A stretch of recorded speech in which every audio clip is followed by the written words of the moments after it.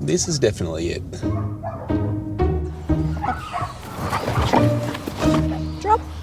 Girl. I spend a lot of time telling people that being a vet isn't about cute puppies. Today it is. Is there a problem with the fact they're too cute? Is that why I'm here? You're trying to reduce the cute factor? Chris is at the guide dog headquarters to carry out health checks on the first litter of pups ever bred in-house. Is licking part of the guide dog program, or? Well, they're not biting, are they? That's a good sign. Resident vet Carolyn Moser is hoping their carefully selected bloodlines will produce a new breed of super guide dogs. The whole process of raising a guide dog, training them and eventually getting them out to their new owner costs $25,000 per dog. These puppies don't just have to be happy and healthy little guys. They have to be behaviourally and medically perfect, because you can't send a guide dog out to a blind person and have the guide dog racing off down the street chasing the neighbour's cat. That ain't going to work. Okay, that's all fine. The only thing I'm noticing with her, Millie, Missy, Molly, whatever, is this tear staining here. A defect as simple as blocked tear ducts is enough to have them thrown out of the program. We're going to use some fluorescent dye to check whether these tear ducts are functioning. Okay, so let's go down the group and see what we see here. If they are, then the tears will run from the eye right down to the nostrils, and we'll see the dye come out through the nostrils. There's a little bit coming out the nose there. If it's bad news and the tear duct's blocked, it'll stay in the eye and then run down the face.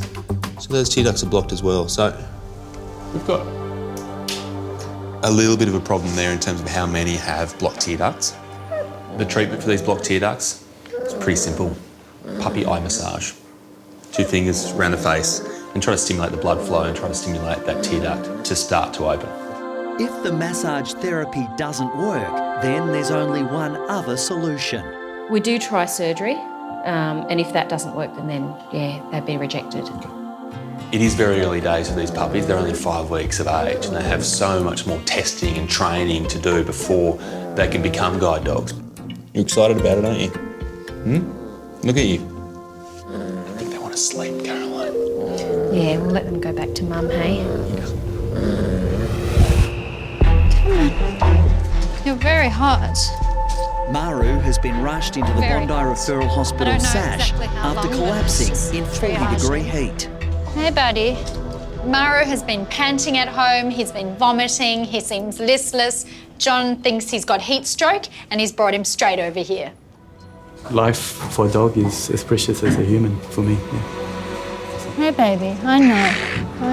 You're all right. Do you want to get his temperature? He looks like a hot dog. He feels hot, but he hasn't actually got a high temperature. And I wonder if he's got a tick. There it is. Pretty big one.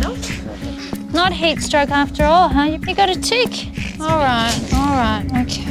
Lisa is now hoping time in the oxygen chamber will help stabilise the distressed Pomeranian. So the most important thing now is that we give him some sedation and some oxygen and let him settle down, because with tick paralysis, stress is one of the things that can actually make them get a lot worse very quickly. Worst case scenario is that his breathing muscles down here get paralysed, and then he'll need to be put on a ventilator. Okay. John absolutely loves Maru. He would do anything for him. He's his new little friend. You can pat him. It's okay. At this point, I don't know if Maru's going to survive. It's really early days. He's pretty badly affected, and I really, really hope that we can get him through this.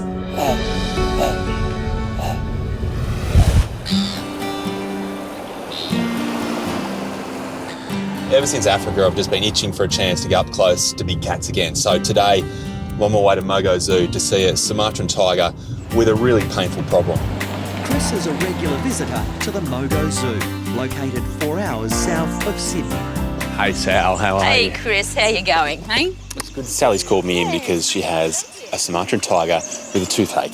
It's a problem that's not going to be easily fixed. Come on down, Chris. Hey there, come on. The keepers were feeding her one evening and noticed that she was very tentative about chewing on a particular side, and got her to open her mouth, and there, bingo, fractured straight through. Hey, can you wrap it up and say, The problem with Soraya's tooth is that when it's cracked through, it's exposed the pulp of the tooth, but also the nerve. So any time anything touches that tooth, it'd be excruciating for Soraya. So what she needs is 2 words that send a shiver down anyone's spine: a root canal. I've done plenty of dentals on cats, but never on a really, really big cat with really, really big teeth. So it's going to be a really, really big challenge.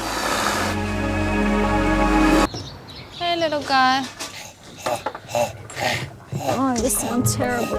At SASH, the poison from a paralysis tick is shutting down little Maru's system. Tick paralysis not only paralyses the legs, it can also paralyse the breathing muscles. He's really breathing with a lot more effort, and I'm worried that he's actually not getting enough air in because his upper airways are collapsing from the tick. If we just sit on the fence with him, he's going to get a lot worse very quickly. He hasn't responded to the sedation, so we have to put a tube down his throat. We need to get that tick anti-serum into him, support him until he regains some strength. As a precaution, Maru's entire body is now being shaved. No ticks yet? Not so far. No more ticks are found, but the toxin from one has completely debilitated the tiny Pomeranian. Lisa, he's not looking real good.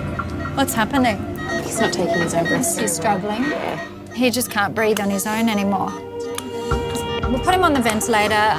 It's going to be better for him. I think he's just so weak now that he's not coping with it.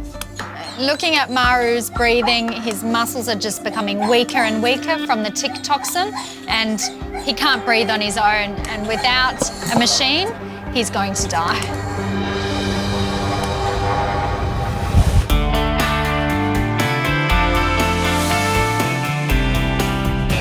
No, not you today.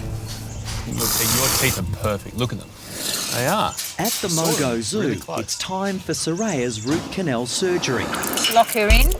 The anxious mother has been separated from her cubs and now needs to be anaesthetised by resident vet Sam Young. So she obviously knows what's about to happen. Yeah. Sensing that. When it comes to knocking them down and things like that, I always get very nervous.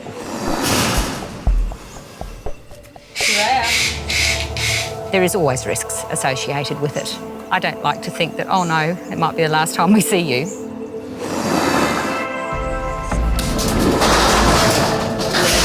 Go out straight away. Yep. Yep. Now that we know the dart's actually hit her, it's gone in, it's injected the anaesthetic, we now have to stand back and just make sure she goes down, but also that she goes down deep enough that we can get in there.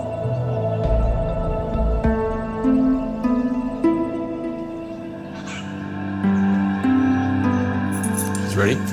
Yep. Tigers are like people in one way. They don't go to the dentist willingly. So we have to bring the dentist to Soraya, and that's what we've done today. A whole lot of equipment, a whole lot of expertise, a lot of challenges along the way, and I don't know, you've got to be nervous.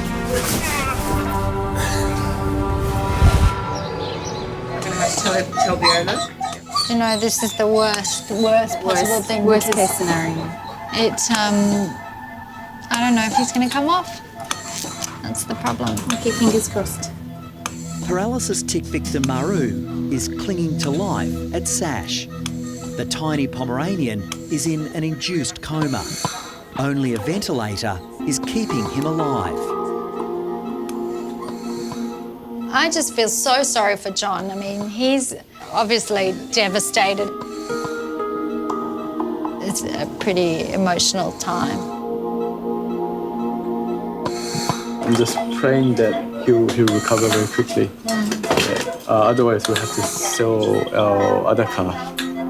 Maru is so lucky to have an owner like John. He's only been with him for 2 months, and he has already agreed that he would sell his car to get Maru better.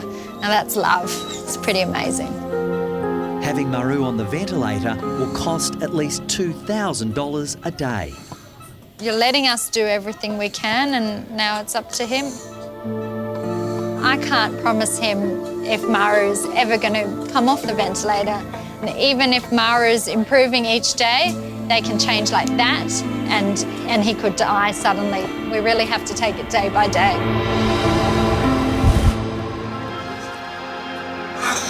You look around the room and there are a lot of serious faces because if anything can go wrong, it's going to go wrong right now. With Soraya now sedated and restrained, the extent of the Sumatran tiger's tooth fracture is finally revealed.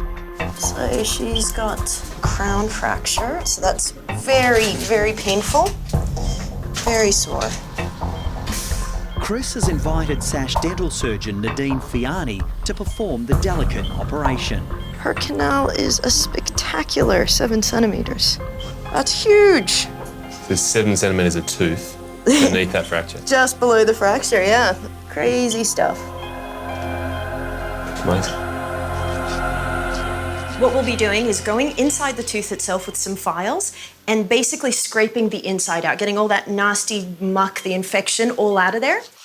All this black material you're seeing coming out is the infected part, so you can see that really the damage you see on the surface is nothing compared to what's actually brewing underneath, and what's brewing is quite a serious infection. That's it. Much less black muck coming out now, so we're winning. But Soraya has now been on the operating table for more than an hour. As every minute goes by, the risk to the Sumatran tiger is dramatically increasing. She's breathing a bit more rapidly than lions and tigers normally do, and a little bit more erratically than I would like. So I'm just keeping a very close eye on her. We love looking after you, but we want you to wake up so we can get to meet you and know your personality. At SASH, paralysis tick bite victim Maru is still in an induced coma. Only a ventilator is keeping him alive. I'm so worried about Maru, and I can't even imagine what Jong's going through. He's just going through this roller coaster of emotions, and it's really stressful for everyone. I know we didn't come off the machine today, but you got to do it tomorrow, all right? Because your daddy's waiting for you. You are a good boy.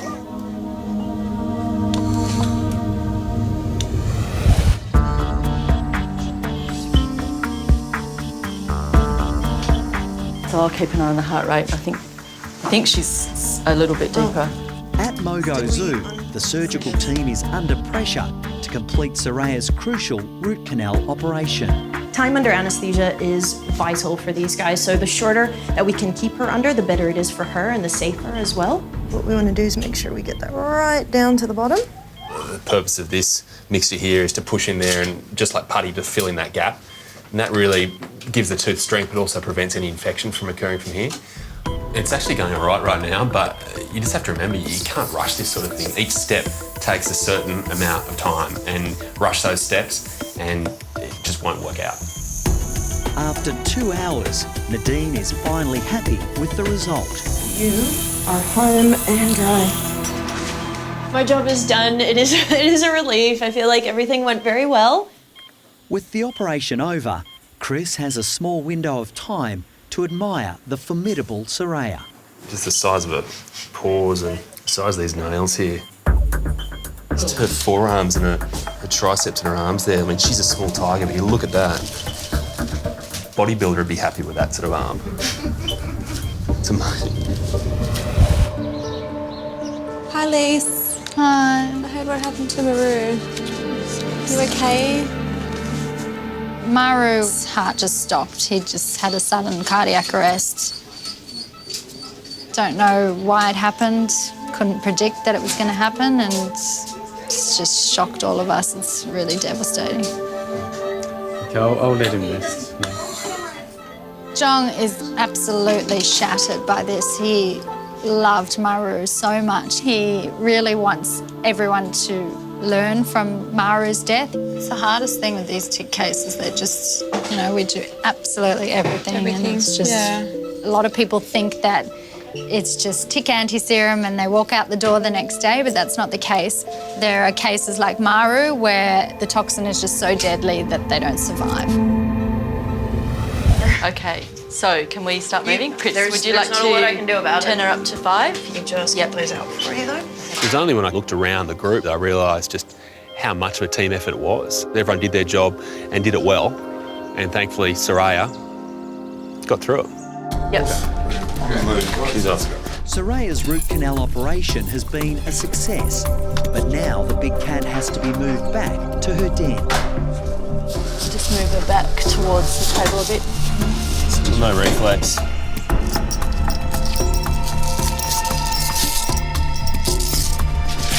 Yep.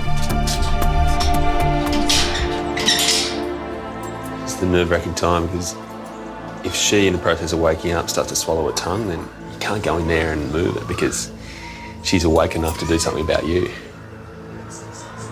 It could all come unstuck right now.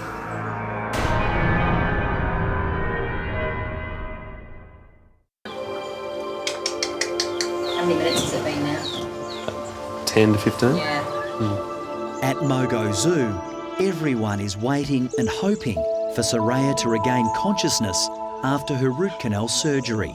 Even after we've done so much, you just can't celebrate until she is totally awake, sitting up and looking alive because things can still go wrong right now.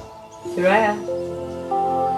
Honestly, I'm really trying hard not to look at Sal's face because she is just riding this emotional wave because it's one of her babies.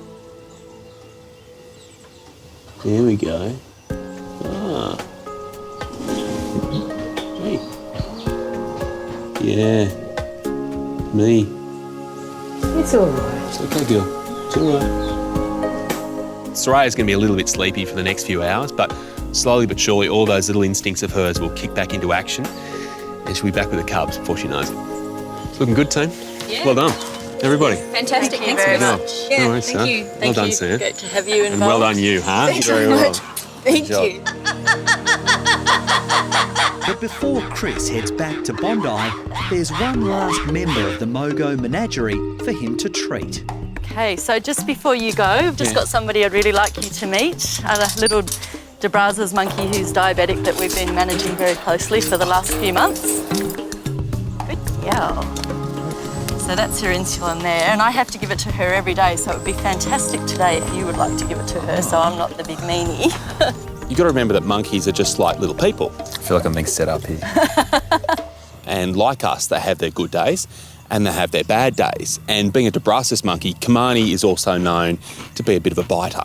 So when I bring out this insulin injection, it could become a very bad day for both of us. There we go.